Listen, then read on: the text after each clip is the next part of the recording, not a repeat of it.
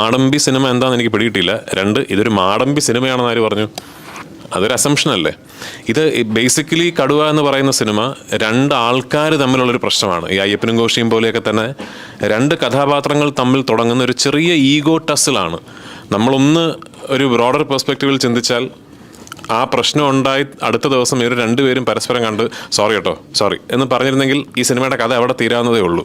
പക്ഷെ അത് പറയുന്നില്ല എന്നുള്ളതും, ഇവർ രണ്ടുപേരും ഭയങ്കരമായ സ്വാധീനവും സമ്പത്തും ഭയങ്കര ഈഗോയൊക്കെ ഉള്ള ആൾക്കാരായതുകൊണ്ടും ഇതിങ്ങനെ വളർന്ന് കടുവയിൽ ഒരു പോയിന്റ് ആകുമ്പോൾ അതൊരു state machinery, state government, police force, ഇവരെല്ലാവരും ഇൻവോൾവ് ആകുന്ന ഒരു സംഭവത്തിലേക്ക് അത് വളർന്നു വരും.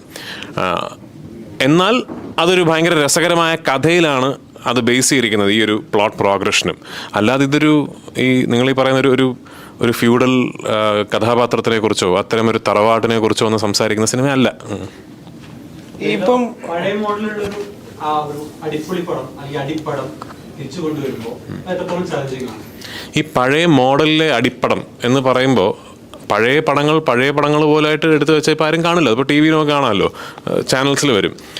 അത്തരം സിനിമകൾ ഉളവാക്കിയിരുന്ന ഇമോഷൻസ് ഉണ്ടല്ലോ, തിയേറ്ററിൽ നമ്മൾ അത്തരം സിനിമകൾ കാണുമ്പോൾ നമ്മളിലുണ്ടായ ഒരു ഇമോഷണൽ ഗ്രാഫ് ഉണ്ടല്ലോ, അത് റീക്രിയേറ്റ് ചെയ്യാൻ സാധിക്കുന്ന സിനിമകൾ അതിൻ്റെ മോഡേൺ വേർഷൻ. ഇതിപ്പോൾ ഈ കടുവ എന്ന് പറയുന്ന സിനിമ 90കളുടെ ആദ്യകാലങ്ങളിൽ നടക്കുന്നൊരു കഥയാണ്, 90കളിൽ പാലായിൽ നടക്കുന്നൊരു കഥയാണ്. എന്നാൽ അത് എടുത്തിരിക്കുന്നത് വളരെ മോഡേൺ ഫിൽം മേക്കിംഗ് ഇൻഫ്രാസ്ട്രക്ചർ ഉപയോഗിച്ച് ഇന്നത്തെ സിനിമകളുടെ ഒരു ഭാഷയിലാണ് എടുത്തിരിക്കുന്നത്.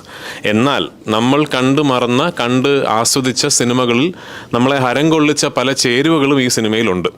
ഒരു ഹീറോയെ എങ്ങനെ ഇൻട്രൊഡ്യൂസ് ചെയ്യാം, ഒരു ആക്ഷൻ ബ്ലോക്കുകൾ, ഒരു ലാർജർ ദാൻ ലൈഫ് ആക്ഷൻ, ഒരു hero villain face off, mass moments. അപ്പോൾ അത്തരം സിനിമകളാണ് ഞാൻ നേരത്തെ പറഞ്ഞ മലയാളത്തിൽ ഇപ്പോൾ കുറച്ചേ സംഭവിക്കുന്നുള്ളൂ. വല്ലപ്പോഴുമാണ് നമ്മൾ, എനിക്ക് തോന്നുന്നൊരു കഴിഞ്ഞ കുറച്ച് വർഷങ്ങൾ എടുത്താൽ തന്നെ വിരലിലെണ്ണാവുന്ന ചില സിനിമകളാണ് അത്തരം സിനിമകൾ സംഭവിച്ചിട്ടുള്ളത്. അപ്പോൾ അത് എവിടെയോ നമ്മൾ കൈവിട്ട ഒരു ജോണറിനെ ഒന്ന് ഉണർത്തുന്ന ഒരു സിനിമയായി ആകണം കടുവ എന്നൊരു ആഗ്രഹം എനിക്കുണ്ട്. ഈ മലയാളത്തിലെ പഴയ മാസ് ചിത്രങ്ങളിൽ സ്ത്രീവിരുദ്ധതയും പൊളിറ്റിക്കൽ കറപ്ഷൻസ് ഒക്കെ സംസാരിക്കുന്നുണ്ടല്ലോ, ഈ കടുവയുടെ ആസ്പെക്ട് എങ്ങനെയായിരിക്കും ഇത്തരത്തിലുള്ള ഡയലോഗ്സിനോട്? ഒന്നാമത് കടുവ ഒരു ഭയങ്കര വെർബോസ് സിനിമയല്ല. അതായത് ഈ നെടുനീളം ഡയലോഗുകൾ എല്ലാവരും അങ്ങോട്ടും ഇങ്ങോട്ടും പറയുന്ന അത്തരമൊരു സിനിമയല്ല. ഇത് കുറേ കൂടെ ആക്ഷൻ ബേസ്ഡ് സിനിമയാണ്.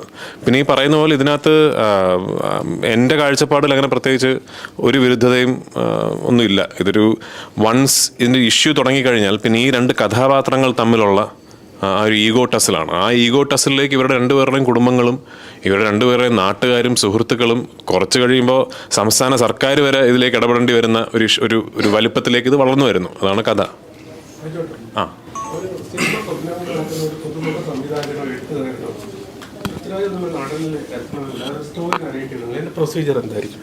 ഞാനിത് ഇതിനു മുമ്പ് ഉത്തരം പറഞ്ഞിട്ടുള്ളതാണ്. ആക്ച്വലി അൺഫോർച്ചുനേറ്റ്ലി എനിക്കൊരു മാനേജറോ അല്ലെങ്കിൽ കഥ കേട്ടിട്ട് കൊള്ളാം, ഇന്ന കഥ സാർ കേൾക്കൂ എന്ന് എന്നോട് പറയുന്ന ഒരു ഫിൽട്ടറോ എനിക്കില്ല. അതിൻ്റെ ഗുണവും ദോഷമുണ്ട്. ഗുണമെന്ന് പറഞ്ഞാൽ എന്നോട് നിങ്ങൾക്ക് ഡയറക്റ്റ് ആക്സസ് ഉണ്ടാകാം. എൻ്റെ ലൊക്കേഷനിൽ വരികയോ അല്ലെങ്കിൽ എന്നെ മെസ്സേജ് ചെയ്യുകയോ അല്ലെങ്കിൽ എനിക്ക് പരിചയമുള്ള ഏതെങ്കിലും ഒരു സിനിമ കോൺടാക്റ്റ് വഴി ഇന്നാർക്കൊരു കഥ പറയണമെന്ന് പറഞ്ഞാൽ നിങ്ങൾ പിന്നെ നേരെ എൻ്റെ അടുത്താണ് വന്ന് കഥ പറയുക, അല്ലാതെ എൻ്റെ ഒരു മാനേജറോ അല്ലെങ്കിൽ മറ്റൊരാളോ അല്ല കഥ കേൾക്കുക. അതിൻ്റെ ദോഷമെന്ന് പറയുന്നത് എനിക്ക് അത്ര കഥകളെ കേൾക്കാൻ പറ്റൂ. ഒരു ദിവസം ഞാൻ ഷൂട്ടിംഗ് നടക്കുമ്പോൾ ഷോട്ടുകൾക്കിടയിൽ കഥ കേൾക്കാൻ പറ്റുന്ന ഒരു മാനസികാവസ്ഥയിലാണ് എൻ്റെ ദിവസമെങ്കിൽ അങ്ങനെ കണ്ടിന്യൂസ് കേട്ടാൽ പോലും എനിക്കൊരു ദിവസം ചിലപ്പോൾ 2 കഥകളൊക്കെ ആയിരിക്കും കേൾക്കാൻ പറ്റുക. അപ്പോൾ ഒരു വലിയ വെയിറ്റിംഗ് ഒരു ക്യൂ പോലെ ഉണ്ട്. അതിനൊരു പ്രതിവഴി എന്താ, എനിക്ക് ചില ആൾക്കാർ പറയും എന്തുകൊണ്ടൊരു 3 പേരെ അപ്പോയിൻറ്റ് ചെയ്തുകൂടാ കഥകൾ കേൾക്കാൻ. അപ്പോൾ എൻ്റെ സംശയം, അങ്ങനെ ആകുമ്പോൾ ഞാൻ അവർക്കിഷ്ടപ്പെട്ട കഥകളല്ലേ ഞാൻ കേൾക്കുക, എനിക്കിഷ്ടപ്പെട്ട കഥകളല്ലല്ലോ ഞാൻ കേൾക്കുക. എൻ്റെ ഒരു ഇഷ്ടത്തിൻ്റെ അടിസ്ഥാനത്തിലായിരിക്കില്ലോ ഞാൻ തീരുമാനം എടുക്കുക. അൺഫോർച്ചുനേറ്റ്ലി അതിനൊരു സൊല്യൂഷനില്ല. എന്നോടൊരു കഥ പറയണമെങ്കിൽ ഇതുപോലെ എങ്ങനെയെങ്കിലും ഒരു ആക്സസ് കിട്ടും, അപ്പോൾ പറയുക. ഇപ്പം എന്നോടൊരു കഥ പറഞ്ഞ് എനിക്ക് ഇഷ്ടപ്പെട്ടാൽ തന്നെ അത് സിനിമയാകാനുള്ളൊരു താമസം ഉണ്ടാകും. ആ ഒരു ജേണി ഉണ്ട് സിനിമയിൽ. അതിനൊരു സൊല്യൂഷനില്ല. മലയാളത്തിൽ മാസ് ചെയ്യുന്ന ഒരുപാട് സംവിധായകരുണ്ട്. 90 കാലഘട്ടങ്ങളിൽ 2000 തുടക്കത്തിലൊക്കെ ഒരുപാട് മാസ് സിനിമകൾ ഷാജി കൈലാസ്. പിന്നീട് അദ്ദേഹം റൂട്ട് മാറി വേറെ സിനിമകളൊക്കെ ചെയ്തു. ഇതിൻ്റെ ഒരു സബ്ജക്റ്റ് കേട്ടപ്പോൾ ഷാജി കൈലാസ് മറ്റൊരു സംവിധായകന് പകരം ഷാജി കൈലാസ് സാറിനെ ഫിക്സ് ചെയ്യാനുള്ള, സാറ് ചെയ്താൽ നന്നാവുന്ന അതിനുള്ള റീസൺ എന്താണ്? ഒരു പക്ഷേ ഞാൻ ആക്ച്വലി ഈ കഥ കേട്ടപ്പോൾ എൻ്റെ മനസ്സിലേക്ക് ഓടിയെത്തിയ സിനിമ വിഷ്വൽസിൽ ഒരു 75% കൂടുതലും ഷാജിയേട്ടൻ്റെ സിനിമകളായിരുന്നു. നമ്മളിപ്പോൾ ജിനു സ്ക്രിപ്റ്റ് വായിക്കുമ്പോൾ കുറുവച്ചൻ ജീപ്പ് കൊണ്ട് ചവിട്ട് നിർത്തി ഇറങ്ങുന്നു. അപ്പോൾ പോലീസ് അയാളുടെ ജീപ്പ് ബ്ലോക്ക് ചെയ്യുന്നു. ഞാൻ അപ്പോൾ ഷാജി എല്ലാം മനസ്സിലേക്ക് ഓടിയെത്തിയത് നമ്മൾ പണ്ട് തിയേറ്ററിൽ കണ്ട ഷാജിയേട്ടൻ്റെ സിനിമകളാണ് കൂടുതൽ എനിക്ക്. അപ്പോൾ ഇത് കേട്ട് കഴിഞ്ഞാൽ ഞാൻ ആലോചിച്ചേ, ഏർലി 90s നടക്കുന്ന നമ്മുടെ മലയാളി സ്റ്റൈൽ സ്വാഗ്, മുണ്ടുമടക്കി കുത്തി തല്ലുന്ന അച്ചായൻ. എന്നാൽ പിന്നെ ഷാജിയേട്ടനെ വിളിച്ചാലോ നേരത്തെ ഞാൻ ഷാജിയേട്ടനെ വിളിച്ചു. എന്നിട്ട് ഞാൻ ഷാജിയോട് പറഞ്ഞതാണ്, ചേട്ടാ സ്ക്രിപ്റ്റ് കേട്ടിട്ട് ഇതാണ് എൻ്റെ മലയാളത്തിലേക്കുള്ള തിരിച്ചുവരവാകേണ്ട സിനിമ എന്ന് ചേട്ടന് തോന്നുന്നുണ്ടെങ്കിൽ എന്നോട് പറയുക, ബാക്കി എല്ലാം ഞാൻ നോക്കിക്കോളാം, ഞാൻ അഭിനയിച്ചോളാം, ഞാൻ അത് പ്രൊഡ്യൂസ് ചെയ്തോളാം. ഷാജിയേട്ടൻ കണ്ടു, ഷാജിന് ഇഷ്ടപ്പെട്ടു. അങ്ങനെയാണ് അതിലെനിക്ക് വലിയ സന്തോഷമുണ്ട്. കാരണം ഇതൊരു out and out Shaji Kailas പടമാണ്. അതിനകത്ത് നിങ്ങൾ ഒരു ഷാജി കൈലാസ് സിനിമ കാണുമ്പോൾ നിങ്ങൾ എന്തൊക്കെയാണോ കാണാൻ ആഗ്രഹിക്കുന്നത് അതെല്ലാം ഉള്ളൊരു സിനിമയാണ്.